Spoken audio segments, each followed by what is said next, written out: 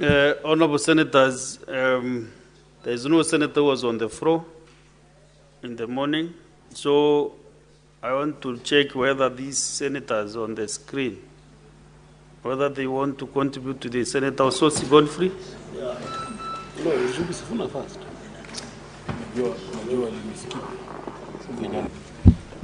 Thank you, Mr. Speaker, for the opportunity to contribute to this very important motion.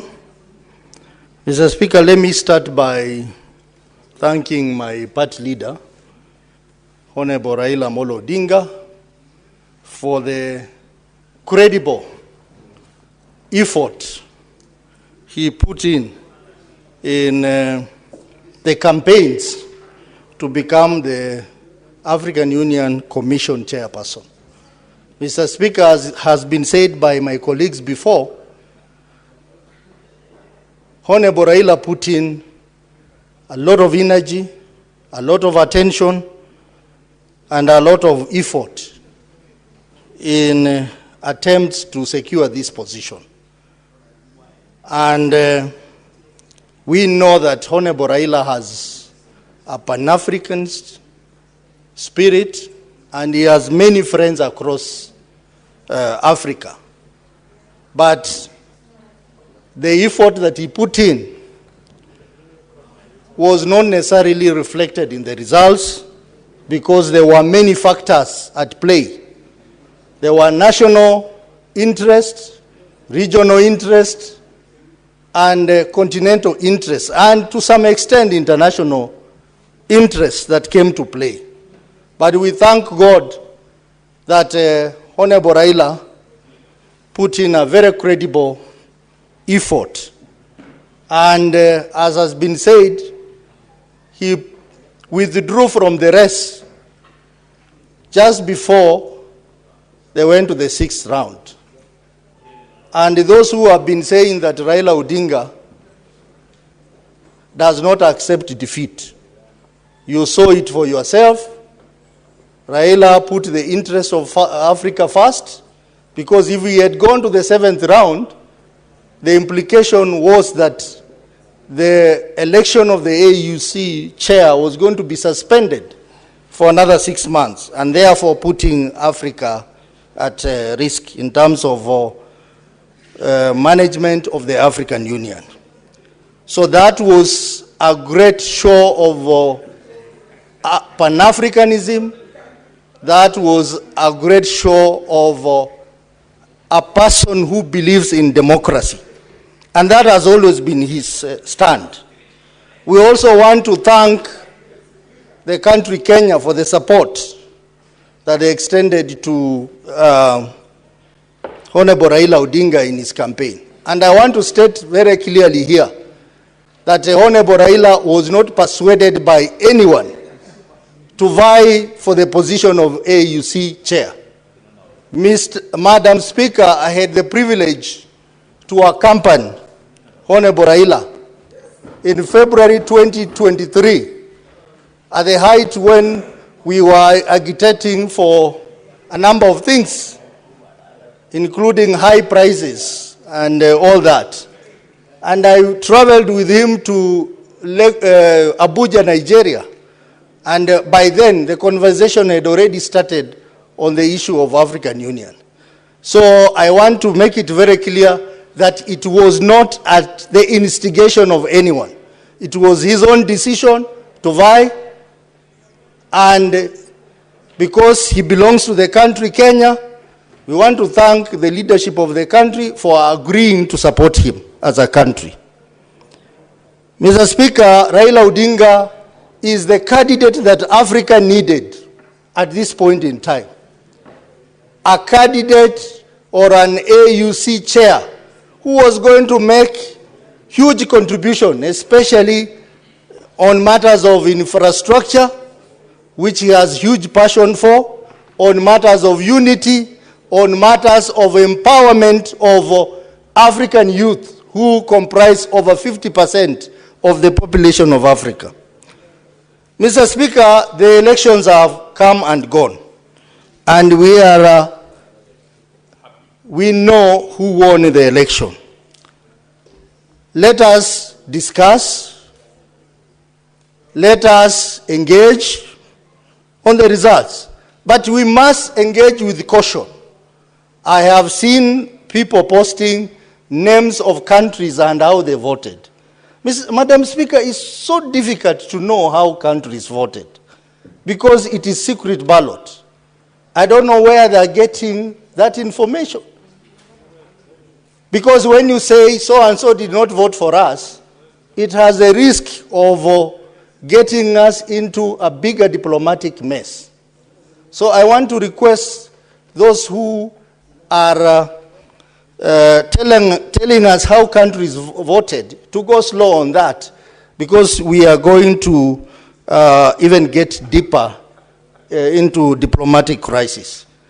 Madam Speaker, I know some people have been saying Frankfurt never voted. But Madam Speaker, if you look at other elections that happened before the election of AUC chair, we had the election of the permanent representative committees of the AU.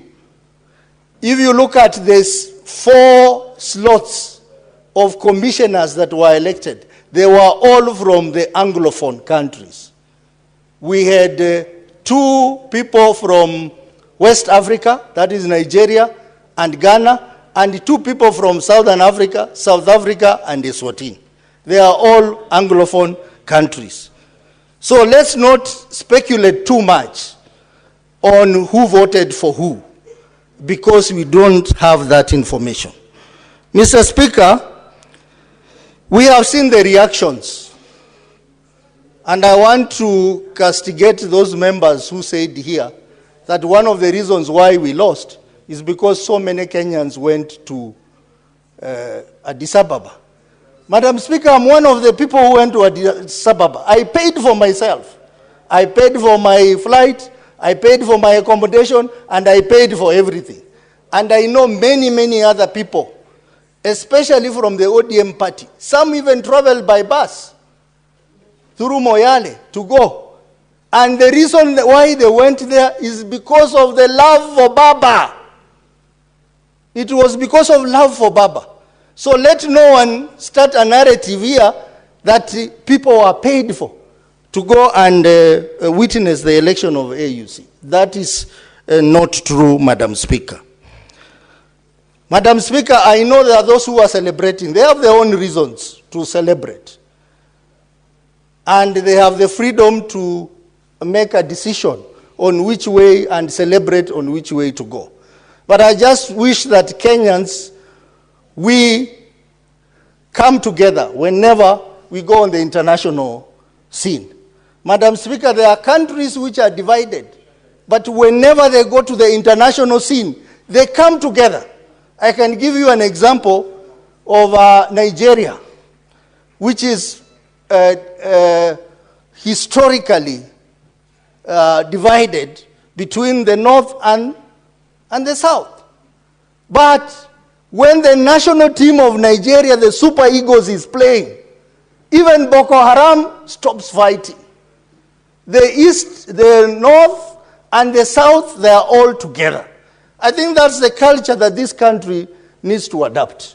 I'm not saying those who are celebrating did a bad thing. They have their own right to do that.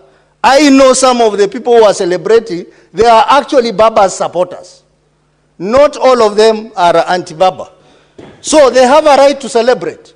But I just want to insist that whenever we go on the international scene, let us display patriotism and love for each other. Madam Speaker, let me now come to what people have been debating. And I want to speak as the ODM deputy party leader. That please, those who are speculating about our next move, please give us a break. ODM is a strong party with a strong leader. We are reflecting, and when we make a decision, it will not be because Cheregei has told us how to act. It will not be because some people on the streets are telling us how to, our next move. The decisions that the party makes are processed through the party organs of the party. So let people stop speculating to tell us, oh, now we are going to go this direction. ODM is not a village party. This is a serious party that has structures, and a party that makes decision through consultation. Give us time, we are reflecting, but the most important and primary task we have as a party is to continue with the process of strengthening our party. And in the next few days, we are going to do that by having meetings in Western Kenya, Bungoma and Busia. So those who are speculating and saying, oh, Nadiko, oh, what? We have not reached that stage.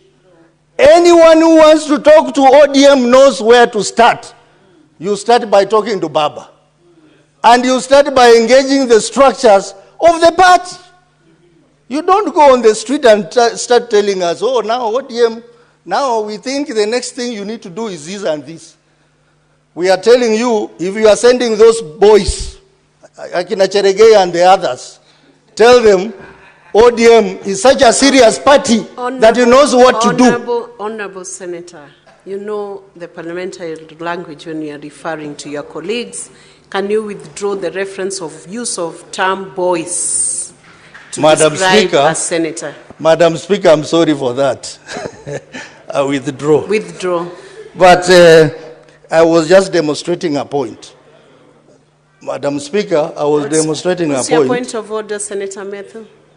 Yes, proceed. Proceed, Senator Sotsi.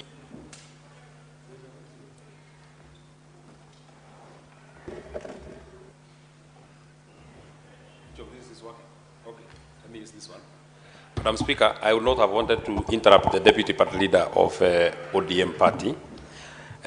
I'm rising pursuant to Standing Order 105, responsibility for a statement of fact. Now that, Honorable Speaker, we want to follow the debate and we want to understand where the Deputy Party Leader of ODM is coming from, and he's a senior official in the party. May I ask that he expound so that for our own consumption and for our own knowledge, who are these people that he's referring that are sending boys to their party? I think it is fair that he expounds so that we are able to follow the conversation and follow the debate. Senator Sotsi, can you elaborate? You know, Senator But without Methu, the reference of the word boys, because that name has been withdrawn. I withdraw the word the boys. But, you know, Senator Methu is such a very intelligent leader. And you have been reading newspapers. You have been following social media. And you have heard people make statements in the media regarding what the next steps of ODM should be. I made reference to Senator Cheregei, who has even come out, even on the floor of this House, to even allocate positions to our party. In the morning, in his contribution, he said that they are going to allocate this kind of position in the party. That is why I was making reference to say that please, speculators and our competitors from either side, please give us a break. We know what we are doing. We knew that in this election there can only be two results, either a win or a loss. And we were prepared for that. So give us a break. We are an organized party. We are a big party. And ODM does not implement its decision based on public hallucination or perception. We make concrete decisions that are for the betterment of our membership. And that is the position, Madam Speaker. What is your point of order, Senator Boni? Thank you, Madam Chair. Indeed, I heard the Senator for Nyandarua very well. Could the Chair please invite Senator Osotsi to respond to that point of order? His point of order was, who is sending the boys? That is the clarification we wanted. Once you tell us those boys, it doesn't matter whether you call them boys or what. Boni, but once you tell us, yes, sir, man. We have restrained the use of unparliamentary language. The term boys Okay. was withdrawn. So Don't use it again. yeah. The point of order, Madam Speaker, was the identity of the person or people who are sending the people he called those names. Who is this force? Proceed, Senator Osotsi.